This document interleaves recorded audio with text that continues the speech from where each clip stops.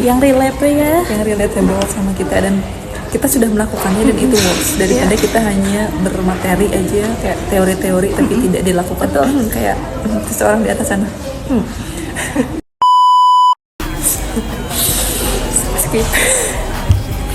Okay, next. Okay, next. Continue about topic kids, kayaknya lebih seru ya, kayak parenting dan pendekatan ke anak gitu lebih seru kayak. Dan karena di culture Indonesia ya khususnya ini kayak ya di kalangan teman-teman aku lah, kayak kita tidak akan membahas budaya-budaya yang kita omongin kemarin, tapi kayak menitipkan anak ke orang tua itu karena ibunya bekerja gitu. What do you think about that?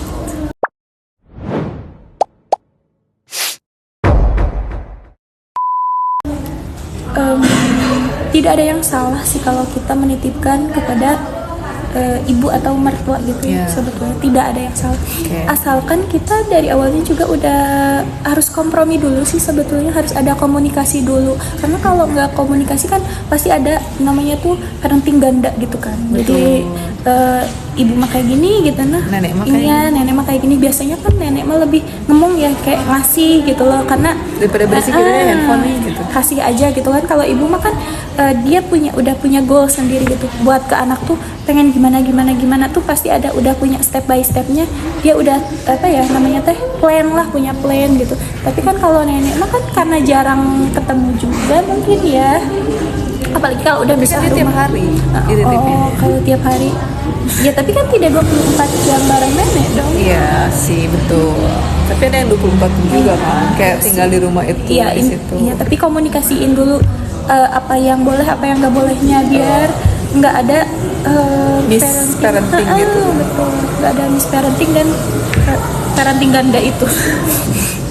Bukan propaganda ya, ini parenting ganda. Parenting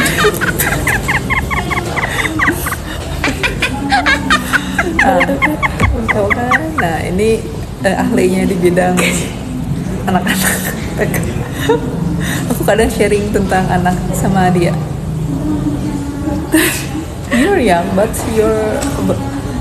pemahaman kamu tentang anak-anak kan lebih tahu daripada aku gitu. Setidaknya itu kan. Pemahaman anak SMK aku yang lebih tahu. Betul. Pemahaman anak TK kan kamu yang lebih tahu. Betul, exactly.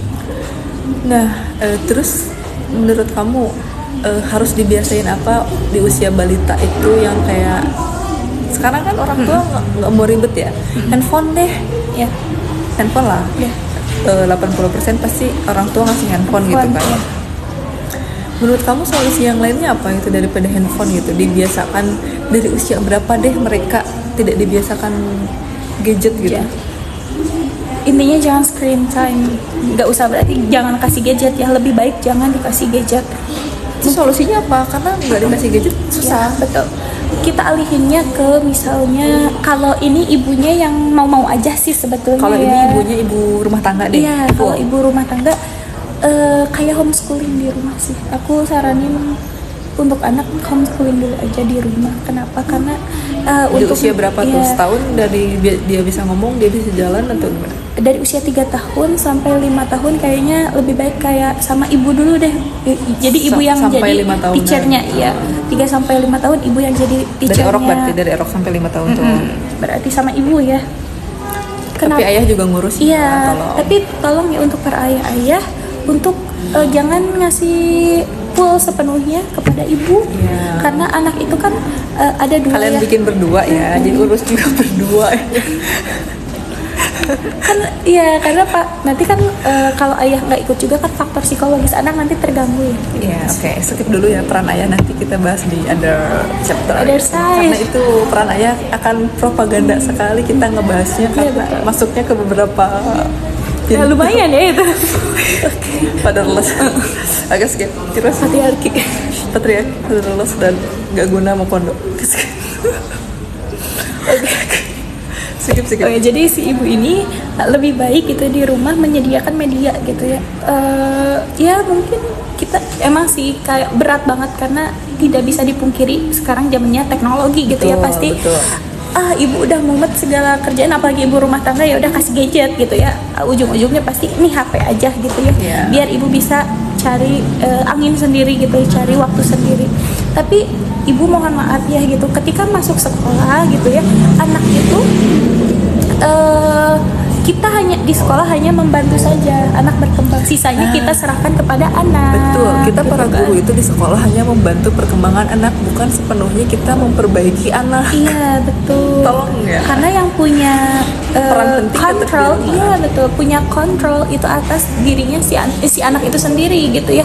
Terus siapa sih yang bisa mengelola si anak itu sebelum ke sekolah? Ya ibu-ibu gitu ya, ibu-ibu. Karena kalau bukan dari rumah ya siapa lagi, karena kita di sekolah kan terbatas ya Bu ya, mohon maaf gitu, waktunya kan hanya waktu belajarnya pun kayak cuma 2 jam 3 jam, dan itu pun pasti kejar-kejaran dengan anak yang lain, karena satu anak itu pasti fokusnya cuma 10 menit.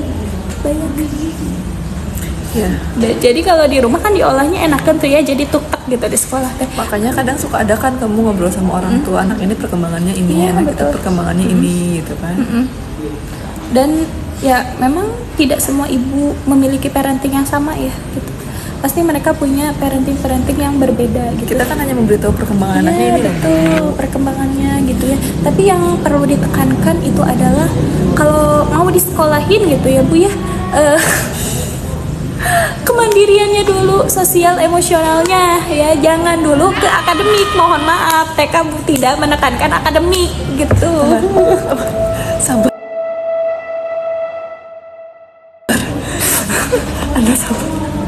Makanya itu calistung tolong dong di-cut aja, karena kita PAUD itu lebih bagusnya fokus di emotional intelligence-nya mereka. Betul gitu. Sekali. Tiga rumus di RA itu ya, kemandirian, sosial, emosional, ketiga ini sudah stabil gitu ya, anak sudah siap untuk di akademik ya. Betul. Tolong dengarkan dia ini ya. Dengarkan ya. Nanti ya kalau 3 fokus ini udah di RA-nya stabil gitu ya, nanti ketika dia masuk ke SD dia udah nggak kaget gitu ya, walaupun nanti pasti ada namanya adaptasi awal, tapi untuk sisa mental dia untuk belajar ada, nanti motivasi belajarnya dia terbangun sendiri, dia mau ngapa-ngapain juga tidak perlu bantuan orang lain gitu, walaupun ya kadang sometimes si anak pasti need help, tapi pasti dia bisa menyelesaikan permasalahannya cuma gitu. nyari buku atau miloran itu ya udah pasti bisa gitu loh. Terus misalnya ada kita ajar ya, ketika si 3 ini ya, nanti si anak itu pada tanpa sadar ya mereka akan menyelesaikan masalahnya secara sendiri. Ya betul, karena mereka itu kan sudah merasa ketika emosinya stabil dan lingkungan pertemanannya dia bisa menyesuaikan dan mandirinya pun dia sudah bisa gitu kan, pasti mandiri emosional, sosialnya itu fokusnya udah dapat, jadi anak itu bisa menyelesaikan permasalahannya sendiri. Mohon maaf Ibu, jadi kalau sama anak, iya saya kurang setuju kalau menekankan kayak kamu harus bisa baca, kamu harus bisa ngitung ini. Jangan membandingkan juga itu. Jangan membandingkan. Dan kamu tahu nggak sih di Jepang itu parenting di sekolah itu anak kelas 1 sampai kelas 3 SD itu mereka belajar budaya Jepang, tulisan Jepang sampai mereka hatam huruf kanji mereka. Iya, itu. Baru di kelas 4 sampai ke sana baru mereka diajarkan akademik. Iya, aku mereka setuju. Dari 1-3 itu ada budaya mereka dicekokin, dan mereka bagaimana bersikap di keluarga, teman, masyarakat itu benar-benar diajarin. Iya, aku setuju sih kalau kayak gitu. Dan aku agree itu benar. Iya betul, karena aku rasa ya akademik itu bukan menentukan masa depan dia, tapi yang menentukan dia bisa menyelesaikan atau menuju masa depan yang cerah itu bukan sosialnya dia, adabnya dia, dan kemandiriannya dia di masyarakat. Asli. Karena kalau kamu tidak bisa menyesuaikan diri di masyarakat, dan masyarakat yang harus tahu kamu who you are gitu. Kamu bukan siapa-siapa dan you are not the center of the people. No, you're not the main character. Yes. The main character of your life, gitu. Cuman tapi kalau masyarakat kan you are not gitu. Betul sih itu. Good. Terus satu lagi. Habis.